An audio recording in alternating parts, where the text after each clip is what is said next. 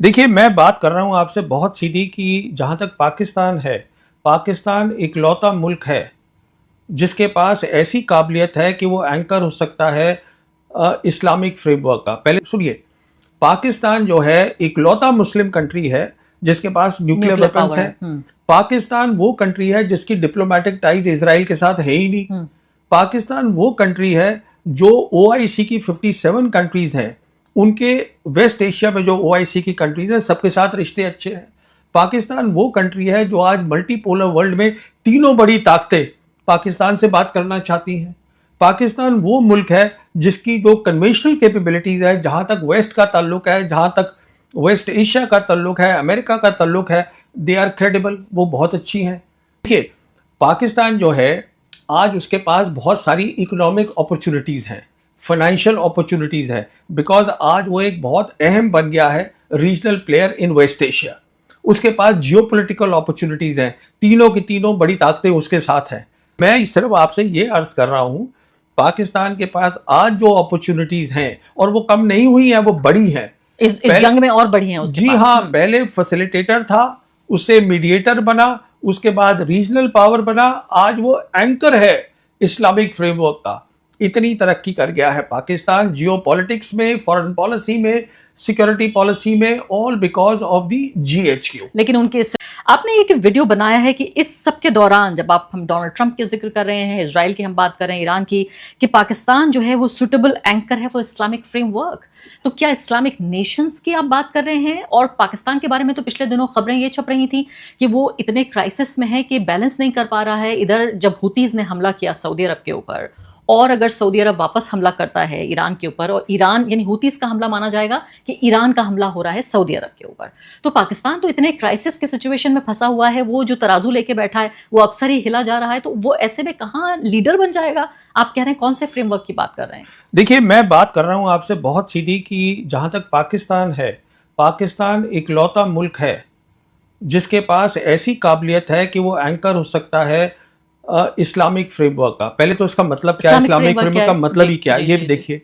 जब American forces GCC countries से हट जाती हैं, उनकी बेसिस हट जाती हैं, और वहाँ की जो जीसीसी कंट्रीज हैं लोकल ट्रेड करना शुरू कर दें विद लोकल करेंसी, ट्रेड अगर शुरू करें या युआन में करें, अगर वो ट्रेड कर लें, और उसके बाद जो लोकल मसले हैं वो लोकल तरीके से हल करे जाएं, ना कि by the help of outside pass, तो उसको हम बोलते हैं रीजनल फ्रेमवर्क, जिसकी अब्बास अरागची ऑलरेडी बात कर चुके हैं।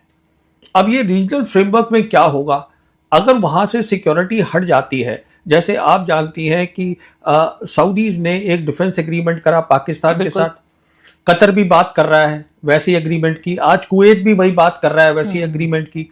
तो पाकिस्तान ही एक ऐसा मुल्क है जो रिप्लेस कर सकता है सिक्योरिटी को for the GCC countries once the American bases हट जाती है। वो क्यों? वो देखिए सुनिए, पाकिस्तान जो है इकलौता मुस्लिम कंट्री है जिसके पास न्यूक्लियर वेपन्स है। पाकिस्तान वो कंट्री है जिसकी डिप्लोमेटिक टाइज इजराइल के साथ है ही नहीं।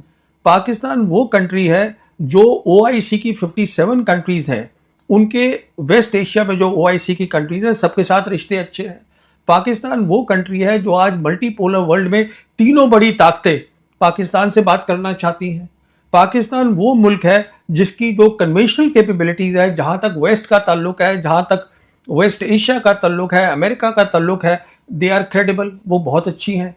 तो कहने का मतलब ये है कि पाकिस्तान, अच्छा एक बात आपको मैं और बताऊं, 17 जून को जब ये एमओयू साइन हुआ है, कई लोगों का इसका इल्म नहीं है कि 17th of June the MoU was sign. 23 जून को जो ईरान के प्रेसिडेंट है Pezeshkian, he made a visit to Islamabad. वहां पे उन्होंने कई बातें करी, बताया गया। मेरे हिसाब से सबसे इंपॉर्टेंट बात यह हुई होगी कि देखिए अब जो है एमओयू साइन हो गया है, ये फाइनल डील में तब्दील होगा तो एक रीजनल फ्रेमवर्क बनेगा, उसके लिए हमें एक एंकर चाहिए। तो जहां तक पाकिस्तान का ताल्लुक है, इसीलिए 14 और 15 जुलाई को, जब 8 जुलाई को डोनाल्ड ट्रंप ने फिर से लड़ाई शुरू कर दी, 14 और 15 जुलाई को field marshal Asim Munir he paid a visit to Turkey. हाँ, वो भी हमें मालूम है, रिपोर्ट किया था वहां पर जी। टर्की प्रेसिडेंट खुद उनको रिसीव भी लेने किया। आए, हाँ। So they have discussed various because they नहीं, हैव आपकी बात मैं समझ रही हूँ। आप जो जिस तरह से ये पूरा नक्शा आप खींच रहे हैं, अगर पाकिस्तान वाकई इतना अहम मुल्क है, तो इस सबको वो अपनी एक इकोनॉमिक स्टेबिलिटी के लिए इस्तेमाल क्यों नहीं कर पाता? क्योंकि अभी भी देखिए, आप इस पूरे जंग के दौरान भी यूएई ने इस बात को लेकर धमकी दे दी कि हम पैसे आपसे वापस ले लेंगे जो हमने आपको लोन दिया है। सऊदी अरब और पाकिस्तान के बीच भी सारा का सारा कर्ज को लेकर ही पूरा ये मामला है कि किस तरह से जो पाकिस्तान है वो सऊदी की जो आर्मी है उसको ट्रेन भी करता है। इनके बीच डील भी इस तरह की हुई कि अगर एक पे हमला होता है तो दूसरे पे हमला माना जाएगा, जिसको काफी मजबूत डील माना गया। और इसीलिए तो इतना परेशान है पाकिस्तान के, इधर तो उसको सऊदी अरब को संभालना है जिससे उसको पैसा मिलता है और जिसके साथ उसकी डील हुई है, और दूसरी तरफ डोनाल्ड ट्रंप। दोनों एक दूसरे के आमने सामने हैं। डोनाल्ड ट्रंप यानी इधर ईरान को संभाले तो सऊदी परेशान, सऊदी को संभाले तो इधर अमेरिका परेशान। इसको मैं सिंप्लीफाई कर देता हूं, आपकी बात को मैं सिंपल टर्म्स में बता देता हूं क्या है।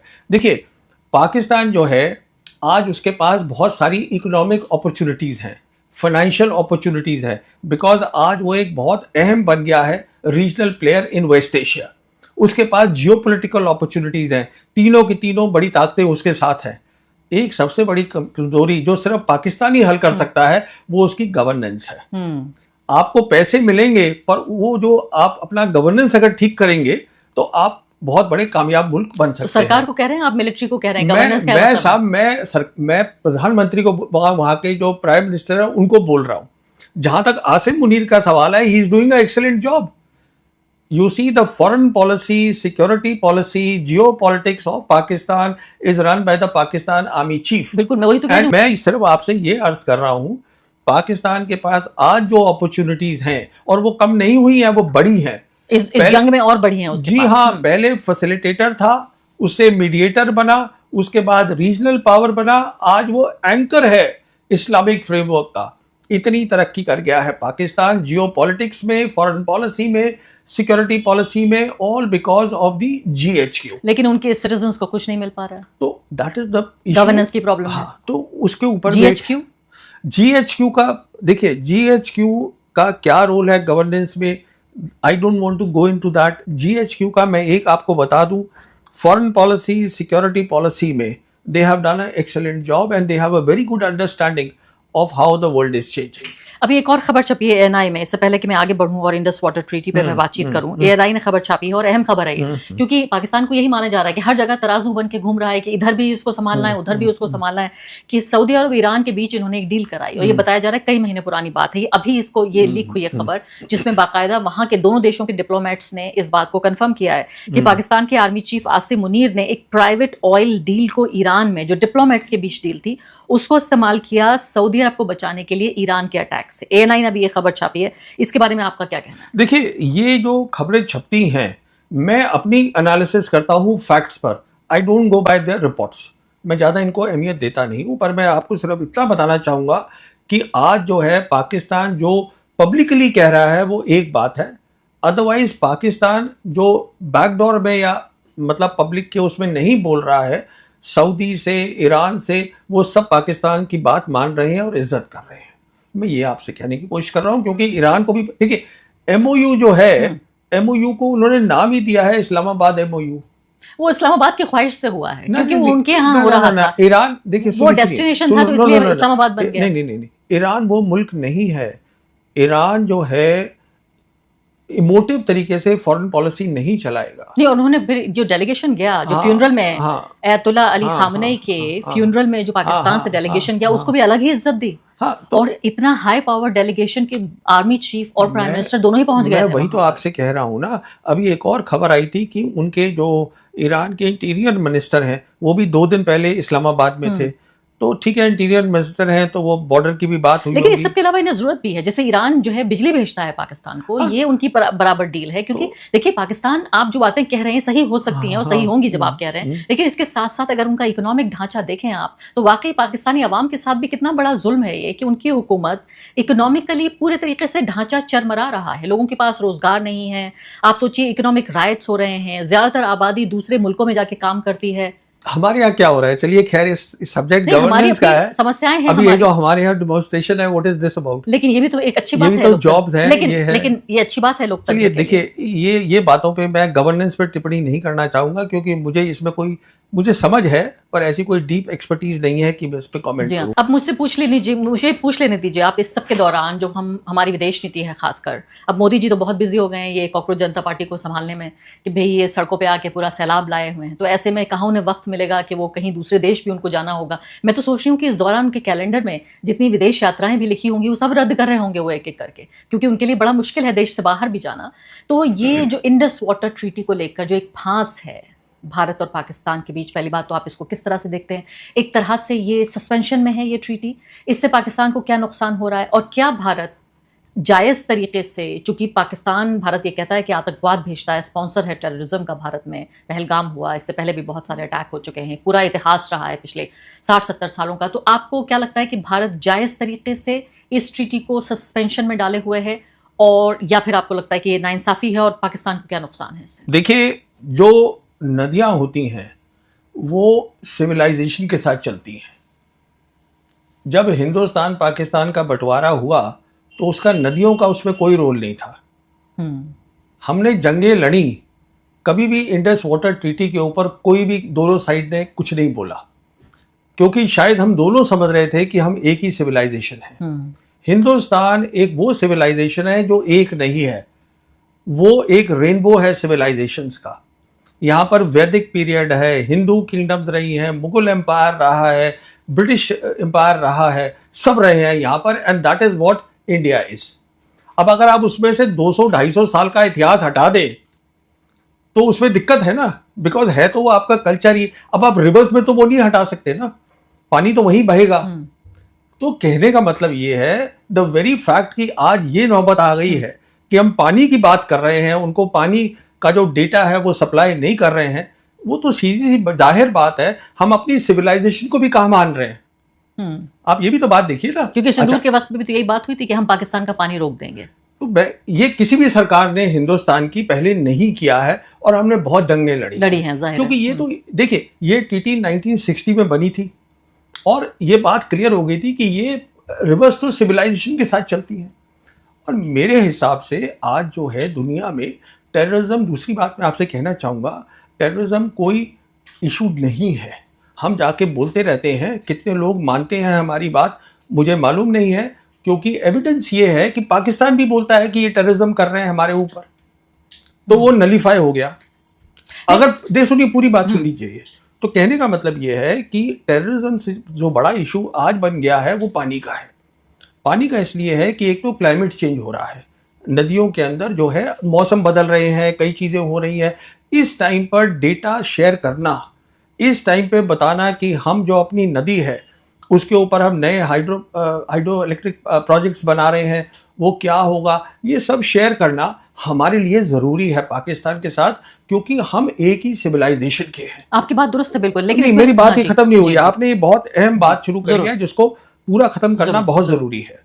तो कहने का मतलब ये है कि जहाँ तक पानी का ताल्लुक है, वहाँ भी जैसे आप बोल रही हैं गुर्बत है, एग्रीकल्चर वहाँ बहुत है, उनको जो अगर उनको आप नहीं देंगी टाइम के ऊपर तो उनके एग्रीकल्चर को प्रॉब्लम हो जाती है। अच्छा, अब इसमें चीन भी शामिल हो गया है, पर चीन जो है वो हमारी सिविलाइजेशन का नहीं है, ठीक है ना। उनकी भी एक नदी है जो उनका ब्रह्मपुत्र है, पर इंडस जो है आती सब वहीं से ही है, आती वहीं से है, पर ये तो हमारी सिविलाइजेशन की बात है। मेरा कहने का मतलब ये है कि जैसे दोनों मुल्क हमने तय किया था 1988 में, एक अग्रीमेंट करा था हमने, हिंदुस्तान पाकिस्तान ने, प्राइम मिनिस्टर राजीव गांधी और प्राइम मिनिस्टर बेनज़ीर भुट्टो ने, कि हम जो है अपनी न्यूक्लियर फैसिलिटीज़ की लिस्ट को 1 जनवरी हर साल एक्सचेंज करेंगे, और वो हमने फिर उसको रेटिफाई किया। देखिए, वो रेटिफाई करने के बाद ये हुआ, और उसके बाद हर साल जो है हम उसको एक्सचेंज करते हैं। तो आप न्यूक्लियर की तरह इस बात को मानिएगा, क्योंकि जैसे न्यूक्लियर सिविलाइजेशन को तबाही दे सकता है ह्यूमैनिटी को, वैसे ही पानी ह्यूमैनिटी को अफेक्ट करता है। और अगर कल मानिए कि इसके ऊपर अगर जंग होती है तो उस जंग में चीन भी शामिल होगा डायरेक्टली।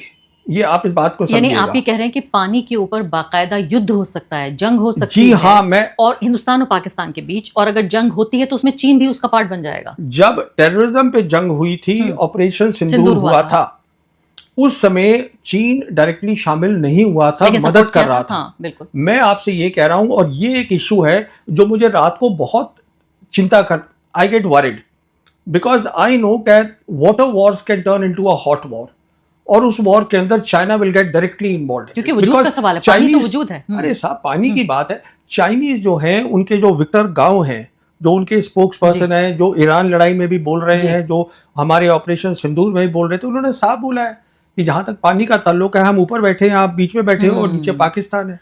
जी हाँ दोस्तों, आपने देख लिया परवीन सुहानी का रिएक्शन वीडियो। मज़ीद अगर इस तरह की रिएक्शन वीडियो देखनी है तो उसके लिए हमारे चैनल को सब्सक्राइब कर लीजिएगा। अगर वीडियो पसंद आई हो तो वीडियो को लाइक और दोस्तों के साथ शेयर ज़रूर कर लीजिए, और कमेंट सेक्शन में अपनी अपनी राय का इजहार भी ज़रूर किया करें।